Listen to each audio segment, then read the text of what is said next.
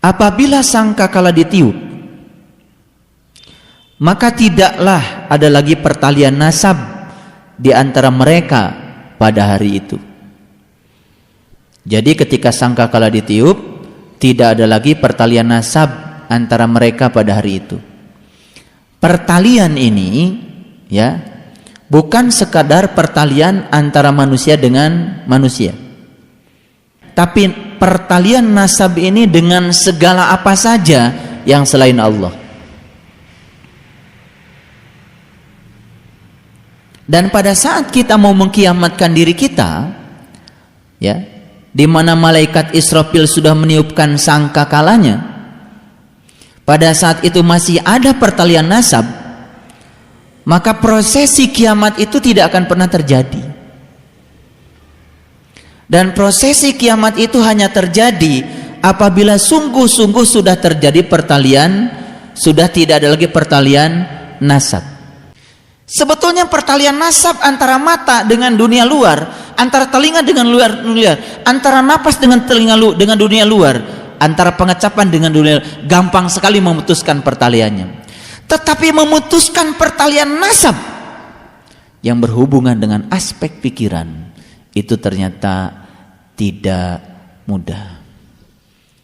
Pertalian nasab dengan orang yang kita tidak suka, pertalian nasab dengan orang yang membenci kita, pertalian nasab dengan orang-orang yang menjatuhkan nama baik kita, pada saat itu semuanya masuk.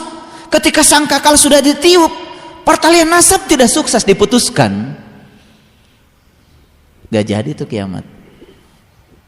Apabila sangkakala ditiup, maka tidaklah ada lagi pertalian nasab di antara mereka pada saat itu. Jadi sebetulnya tujuan utama sangkakala ditiup itu, yang paling utama dan pertama adalah memutus pertalian nasab. Makanya bagi yang sudah sangat ahli, tanpa harus memutus, tanpa harus melakukan itu, bisa terputus dengan sendirinya. Ketika pertalian nasab sudah terputus, ya sudah, gak ada masalah. Nah, kalau sudah sukses memutus pertalian nasab dan tidak ada pula mereka saling bertanya.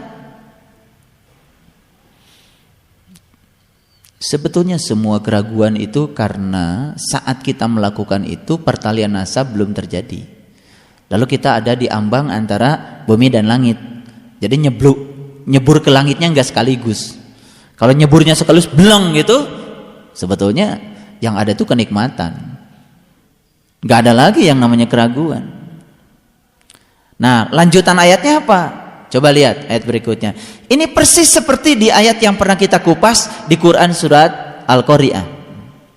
Barang siapa yang berat timbangan kebaikannya, mereka itulah orang yang dapat keberuntungan. Dan barang siapa yang ringan timbangan kebaikannya, mereka itulah orang-orang yang merugikan dirinya sendiri. Dan mereka pasti akan tinggal di dalam neraka. Jadi kalau begitu, sebelum meniup sangkakala, ada pekerjaan besar yang harus kita lakukan. Pekerjaan besarnya itu apa? Memperkokoh kebaikan kita, memperbanyak kebaikan kita agar timbangan kebaikan kita banyak.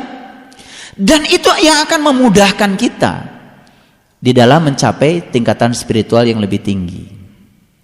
Itu sebabnya, catat, saya akan menyampaikan nasihat. Nasihat yang pertama, jangan pernah menghindari masalah. Itu nasihat yang pertama. Ya, apa? Jangan pernah menghindari masalah. Orang yang menghindari masalah itu contohnya, dia banyak membicarakan masalah tetapi tidak menggauli masalah. Banyak mengomentari masalah tetapi tidak menjalani masalah. Akibatnya dia tidak pernah mendapatkan solusi. Karena apa? Orang akan mendapatkan solusi atas masalah ketika dia mengakrabi masalah. Masalah itu akan muncul solusinya ketika kita mengakrabinya. Gitu. Ada acara di TV menyelesaikan masalah tanpa solusi. Itu lain lagi itu. Ya. Namanya juga bodor. Itu nggak perlu diikuti itu. Ya. Itu yang pertama. Itu nasihat yang pertama. Nasihat yang kedua, tidak boleh usil pada urusan orang lain. Ini maksud saya begini. Kita tetap peduli, kita tetap berempati, namun tidak mengurusi dan mencampuri, apalagi menghakimi. Cukup menjadi pendengar yang setia saja, dengan menjaga ketenangan pikiran dan mengontrol diri. Perhatikan.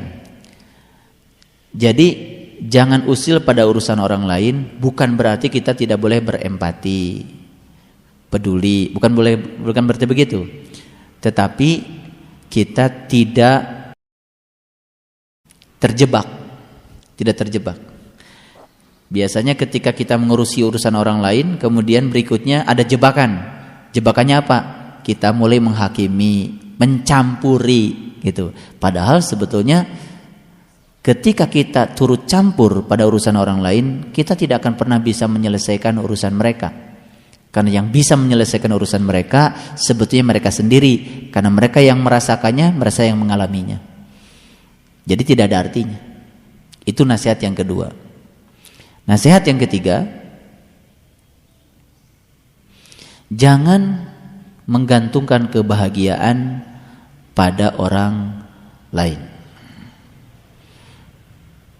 Jadi sudah saatnya kita menyetop kebiasaan menggantungkan kebahagiaan pada orang lain. Untuk bahagia tidak perlu izin dari orang lain. Ya. Sekali lagi, untuk bahagia tidak perlu izin dari orang lain. Ketika orang lain tidak mengizinkannya, karena dia tidak sepihak dan sepikiran dengan kita, masa kita nggak jadi bahagia? Tuh, itu nomor berapa? Nomor 3. Nomor 4, jauhi orang-orang yang berpikiran negatif. Karena begitu berkenalan atau dekat dengan orang-orang yang berpikiran negatif, apa yang terjadi?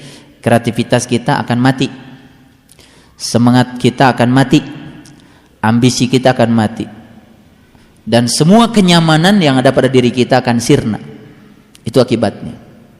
Kreativitas kita pun bisa mati kalau bergaul dengan yang semacam itu. 5, belajar memaafkan dan melupakan. Jangan membiarkan kesalahan mengakar di dalam diri sehingga timbul dendam. Jadi kata kuncinya apa? Memaafkan dan melupakan. Ya. Kalau memaafkan jangan pakai mohon maaf bila ada kesalahan. Jangan. Mohon maaf atas segala kesalahan. Kalau bila itu enggak sepenuh hati, jangan pakai bahasa-bahasa yang enggak jelas. Kata kuncinya apa? Memaafkan dan melupakan. Jadi beruntung kalau kita bisa secepat kilat melupakan semua peristiwa yang dilakukan siapa saja yang menyakitkan kita, dan segera kita memaafkannya. Saya udah bicara teknis banget nih. Karena Pak, kalau saya tidak bicara teknis kehidupan seperti ini, lalu kita terus berjuang di kamar sendirian untuk menyatu dengan Tuhan, lalu kemudian putus asa, lalu kita menganggap ini ilmu kok begini, betul nggak? Lalu kita akan menyalahkan ilmu, padahal sebetulnya sisi-sisi lain di luar itu yang kita tidak tata itu banyak dan kita tidak sadar. Itu nasihat yang keberapa? Kelima. Yang keenam, berhenti mengurusi masalah pribadi orang lain. Kalau tadi mengurusi masalah orang, kalau ini mengurusi masalah pribadi orang. kita harus bisa membedakan mana peristiwa, mana orang. Ya, ngerti maksud saya? Mana peristiwa, mana orang. Kita kan suka mengaitkan antara peristiwa dengan orang. Sebetulnya yang kita benci itu peristiwanya, tapi kita suka membenci orangnya. Karena bagi kita tidak ada beda peristiwa dengan orang, nyatu. Ini contoh. Ada orang baru beli mobil baru. Mobil yang diidam-idamkan, nabungnya aja puluhan tahun. Dibawa mobil dengan penuh sukacita nyampe rumah. Begitu nyampe di rumah, disambut sama istrinya, disambut sama anak laki-laki yang baru berusia 4 tahun. Suaminya pergi dulu ngurusi surat mobilnya. Rupanya saking senangnya itu anak yang di rumah tuh yang 4 tahun bawa palu. Ya. Wah, kemudian diketok-ketoknya semua bagian mobil itu. Ya senang, ada mobil baru kan, namanya juga anak. Cara dia menumpahkan sukacita karena bisa punya mobil baru, diketok-ketoknya, kaca-kacanya semua pecah. Datang orang tuanya. Begitu datang bapaknya, lihat anak lagi ngetok-ngetok, diambil palunya. Dan pada saat itu kedua tangan anak itu kemudian dipalu juga sama orang tuanya. Hancur kedua tangan anak itu. Setelah hancur, anaknya jerit-jerit, terpaksa anak ini dibawa ke rumah sakit. Sampai di rumah sakit, dokter memutuskan tidak bisa diselamatkan dan kedua tangannya harus diamputasi. Akhirnya diamputasi. Setelah diamputasi, sadar anaknya. Kemudian anaknya berkata pada ayahnya, "Ayah, maafkan adik. Karena adik salah, sudah merusak mobil kesayangan ayah. Kapan ya ayah, jari-jari adik tumbuh lagi?" Saat anaknya bertanya seperti itu, ternyata sang ayah tidak bisa menahan, lari ke rumah dan bunuh diri. Saya cuma ingin mengatakan segala keputusan yang diambil karena memenuhi keinginan hasrat dan hawa nafsu pasti akan berujung dengan penyesalan. Saya sering berulang-ulang mengatakan ketika marah minum air aja yang banyak. Ada penelitian baru dan saya baca artikelnya, ternyata orang yang kurang minum ada kecenderungan gampang marah. Ternyata ada hubungan antara dehidrasi dengan marah. Pantesan kalau orang tua kita dulu ya, ibu saya kalau kita lagi marah teh, minum jang, minum. Rupanya ibu saya itu udah lebih modern dari dokter-dokter masa kini. Saya baru baca artikelnya, ternyata orang yang kurang minum ada kecenderungan gampang marah. Kurang minum itu bukan sekedar menimbulkan hipertensi, karena hipertensi juga dari marah. Udah sekarang daripada marah banyak minum. Ginjalnya sehat, semua racun dalam tubuh juga gampang dikeluarkan. Cuman itu saja, 10 menit sekali ke WC, nggak apa-apa. Daripada marah mending ke WC. Ini saya mau mengingatkan ini yang kurang minum. Ini penelitian kedokteran ini penelitiannya bisa. Karena apa? Hidrogen itu adalah unsur yang mudah terbakar. Oksigen itu juga unsur yang mudah terbakar.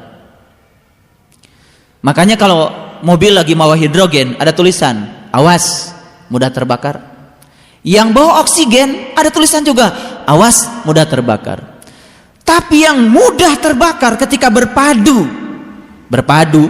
dalam suatu paduan yang harmonis membentuk molekul yang bernama H2O, itu jadi pemadam kebakaran.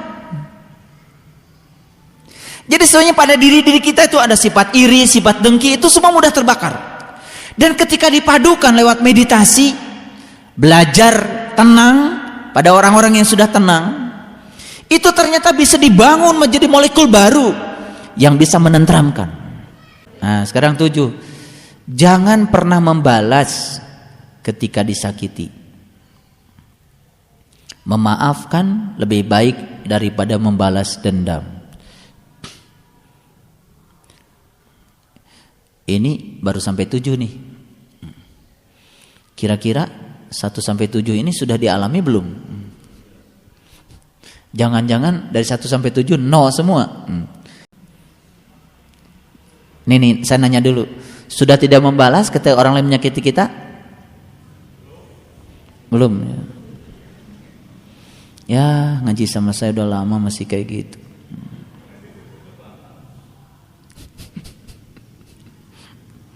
Kalau istilah Pak Muria Teguh, move on. Ya. Move on. Hidup, move on. Jalan terus. Harusnya kan begitu. Memaafkan lebih baik daripada membalas dendam. Kalau dulu dikit-dikit sakit hati, cari dukun santet. Kalau udah berhenti dari dukun santet, udah bagus itu. Udah bagus. Jangan pernah membalas. Tidak perlu membalas luka dan sakit hati yang ditimbulkan orang lain. Move on. Jalan terus. Sekarang 10. Hiduplah untuk hari ini. Jangan terbebani dengan masa lalu atau masa depan. Sahabat-sahabatku yang sering membuat kita lupa bahwa hari ini kita masih hidup. Karena ada luka di masa lalu yang sering hadir dan kita sendiri yang menghadirkannya. Atau ada rasa khawatir yang berlebihan terhadap masa depan. Lalu kita menjadi lupa dengan hari ini. Udah 10 ya? Mana yang sudah diamalkan dari 1 sampai 10? 10-10-nya? Alhamdulillah. Ya. 11. Ingat bahwa hidup bisa tiba-tiba berubah.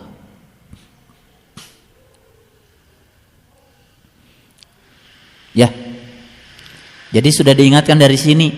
Sekarang ingat bahwa hidup bisa tiba-tiba berubah.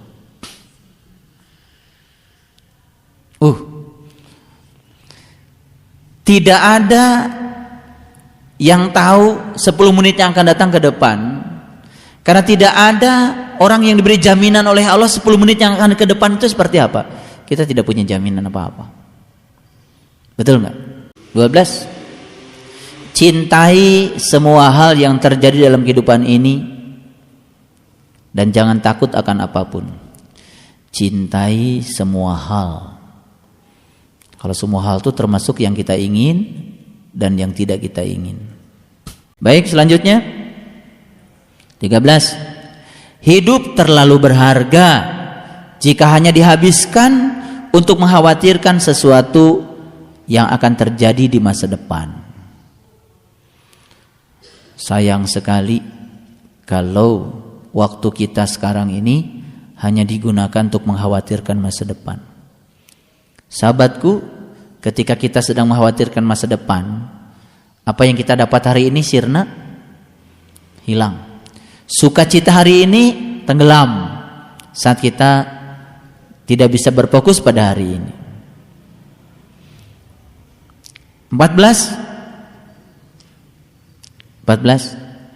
Pergi keluar rumah dan nikmati alam bebas. Sambil ngaji ke sini, keluar dari kamar, melihat matahari sudah bersinar pagi, betul nggak? Sudah mandi, sudah cantik, sudah wangi, keluarlah dari rumah. Jangan di kamar terus, sumpek nanti. Perlu sekali-kali keluar. Ngaji kita juga perlu sekali-kali tidak di sini. 15. Carilah hobi atau pekerjaan yang akan membawa diri kita melewati semua fase kehidupan. Berarti kita harus mencari aktivitas yang menyenangkan. Ya. Jadi sebegini hebatnya spiritual. Tidak mengkungkung kita harus selalu berada di masjid gitu. Tidak. Yang hobi naik sepeda, naik sepeda. Yang hobi apa? Silahkan. Cari pekerjaan yang menyenangkan yang menyebabkan fase-fase kehidupan ini dilewati dengan wajar. Nah, biasanya kita sering memaksakan diri kita untuk mengerjakan sesuatu yang sebetulnya kita tidak suka. Lalu akhirnya jadi bete, bad mood. Nggak bagus itu. Semua pekerjaan yang dilakukan, upayakan pekerjaan yang menyenangkan. Kan kita senang. Jangan berorientasi pada uang dulu. Yang penting senang. 16. Jadilah diri sendiri. Bersikap dewasa dan selalu bersyukur. Awas ya. Orang yang tidak pernah jadi diri sendiri itu biasanya kekanak-kanakan. Kalau anak-anak itu apa saja diceritakan. Ya. Saya bukan melarang curhat ya. Sekiranya curhat itu kepada orang yang tepat dan membuat kita menjadi rileks dan tenang, gak masalah. Tapi jangan sampai kita kebablasan. Lalu kekanak-kanakan kita muncul. Hati-hati. 17. Terima semua perubahan yang ada dalam pikiran dan tubuh apa adanya. Pikiran kita sedang berevolusi, tubuh kita juga sedang berevolusi. Semua perubahan yang terjadi, terima saja apa adanya. Kalau hari ini gigi kita patah satu, ya terima, memang sudah saatnya, ya kan? Itu. Kalau masih bisa pakai gigi palsu, ya pergi ke dokter lah, ya kan? Cuman kalau pakai gigi palsu kan hati-hati kalau makan cimplung. Terus yang keberapa? 18. Selalu jujur pada diri sendiri. Meski ini adalah proses belajar yang lama, tetapi sangat penting. Karena melatih jujur pada diri sendiri itu perlu proses. Tapi ini adalah kunci untuk belajar spiritual. 19. Selalu buat kenangan, tetapi jangan terjebak di dalamnya. Jadikan semua momen itu kenangan, tapi jangan terjebak. Ketemu dengan sahabat-sahabat di tempat ini jadi kenangan yang indah, tapi jangan terjebak terlalu lama. Sebetulnya kita bisa jadikan semua momen peristiwa dalam kehidupan kita itu kenangan, dan semua bisa dijadikan sebagai kenangan. Bisa. 20. Tua itu pasti, jadi nikmati saja. Ya. Lihat orang-orang yang takut dengan kerutan semakin cepat mengkerut. Tua itu pasti, jadi nikmati saja.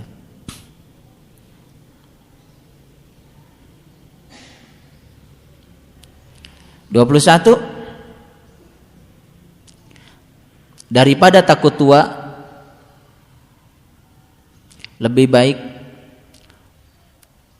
jangan takut menjadi tua, takutlah menjadi orang yang membosankan. Jangan takut menjadi tua, takutlah menjadi orang yang membosankan. Bosen pendak jeung ibu eta teh. Nah, tiba heula kitu-kitu keneh. Mohon maaf, ada nggak orang yang setiap bertemu dengan kita itu ceritanya itu saja, betul nggak? Tidak ada yang berubah. Bosan? Setiap ketemu dengan ibu ini baru, selalu baru, pikirannya baru, inspirasinya baru. Seneng. Ya, jangan takut menjadi tua, takutlah menjadi orang yang membosankan. Karena kalau sudah jadi orang yang membosankan, biasanya bosan. Bosan, penak sareng ibu eta teh membosankan. 22. Pancarkan sinarmu. Jadilah dirimu yang sebenarnya. Nikmati setiap momen yang ada. Ini saya kasih tahu. Ketika bunda, ayahanda berada di momen mana saja, menikmati momen itu. Beda nggak pancaran sinarnya? Beda. Orang yang tubuhnya di sini tetapi pikirannya kemana gitu, tidak menikmati momen, beda. Apa gitu yang dipikirkannya, kan nggak jelas. Nah, yang kalau hidup kita seperti itu tidak all out, rugi. Kalau mau ngaji, ngaji yang penuh. Kalau mau tidur, istirahat. Jadi jangan lagi tidur mikir apa, itu tidak menikmati momen. Saya merasa karena jadwal saya yang begitu luar biasa, saatnya ada kesempatan tidur, saya tidur. Gak mau memikirkan apa-apa. Saatnya saya mengajar, all out, saya mengajar. Jadi barangkali sahabat-sahabatku sekalian melihat kalau saya lagi mengajar, tidak kelihatan kalau saya itu ada sakit apa. Karena saya berusaha all out. Karena saya sepenuh hati hadir. Tidak mau. Yang hadir 10 orang, yang hadir 5 orang, yang hadir 100 orang, yang hadir 100.000 orang, sama, saya tidak pernah berubah. Karena saya tidak pernah ngaji bergantung pada berapa banyak orang yang datang. Karena saya merasa bahwa saya sekarang sedang menjadi kepanjangan tangan Allah. Ya sudah, terserah Allah. Yang datang 5 orang, yang 5 orang yang dihadirkan Allah. 10 orang, 10 orang. Jadi enak, tidak ada masalah. Jadi semuanya menyenangkan. Semua momen bisa kita nikmati.